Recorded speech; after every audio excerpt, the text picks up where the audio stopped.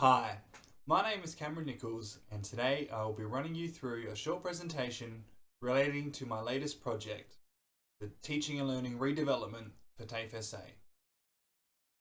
Today I will run you through our team, our client, the problem, the solutions we came up with, and the lessons learned through this project. First of all, our team was made of 4 people: Asta, Cameron, Claudio, and Josh. We each divided the tasks for the project amongst ourselves relating to our skills. Asta is great with code, I prefer design, Claudio looks after the back end, and Josh is really good at web development. Our client is a director of Quality Teaching and Learning at TAFE SA. She was a wonderful client to work for and very generous with her time. I created a pitch video which you can also view on my channel. It tells you a little bit of the background for the project. Basically, our client wanted to redevelop an intranet page. The page here, as you can see, is very text heavy. She wanted to have something that was more engaging and more visually stimulating. There are lots of menus and lots of hyperlinks, which doesn't make the page very interesting. There were many constraints to the project. First of all, we did not have intranet access, so it was difficult to get our hands on the product that we were redeveloping.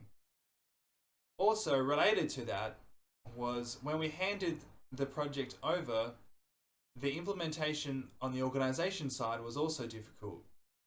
There were many things for the organization to consider, and it had to meet the intranet gatekeepers' preferences. Other difficulties came with the scope of the project. If a good project is delivered on time, on budget, and meeting all of the requirements, then the first 2 were really difficult from the outset. Our client did not have a set deadline, but insisted that it be done as soon as possible. Also, there was no money to invest in potential software solutions or external help. Our solution was to first gather the feedback of the users who are currently using the site. We wanted to find out what they were using the site for, how long they spend on it, and when they access it.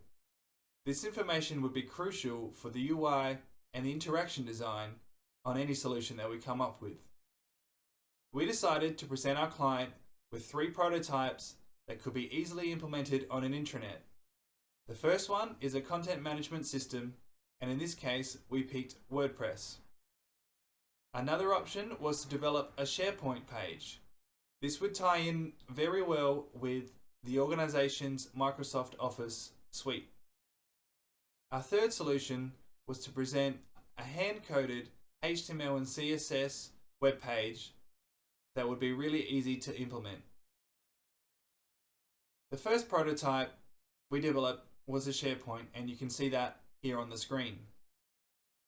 It is easy to link all the documents together, and it is similar to a drag and drop editor. So just had to upload some photos, make some headings, and away we went. This system is really easy to implement, but unfortunately, if the client was really looking for a creative solution outside of the box, it would be difficult. SharePoint is very restrictive on what you can and can't do. It obviously has its pros and cons. It would be easy to manage on the admin side after handover, but at the same time, like I said, if the client is really looking for something that pops and jumps, SharePoint is not going to be able to do it. Our second solution was to come up with a WordPress site. WordPress is great because you can quickly develop a great looking site without spending a lot of time on it. It is a little bit more difficult for some admin staff who have no web development skills to maintain, but they could easily be trained. We decided to go for a new style WordPress site. This is because the information presented on the intranet is very information heavy. Users want to log in and they quickly want to find what they are looking for. There are several different themes out there, and we stuck with a very basic news theme. The next solution was to develop a HTML page. This is more work and would take us longer to develop, but it is something that is within our skill base. It can implement some great functionality, such as a search or a filter, and it has unlimited control. This is also another issue in relation to handover, because the admin staff or whoever took over the project really needs to know their stuff to get stuck into the code and maintain it. There are many lessons learned from the project. First of all, it is crucial to seek out external advice from people who have been there and done it before. The insights that they can offer you is so helpful. We had a lot of struggle developing our cost structure. This would have been made much simpler had we sought some external advice. Also, we struggled for a long time developing the deliverables. We spent too long waiting on the focus group research to come back, and we missed our chance for sign-off before we started on the project. Our team also didn't celebrate any milestones. We worked so hard and for many weeks on this project, and we should have taken a short break at each stage to celebrate the successes that we had already made. Also, the work breakdown structure was a lesson learned in this project. We did not maintain it efficiently enough, and tasks were not assigned equitably as we moved through the project. Thank you for listening to my presentation.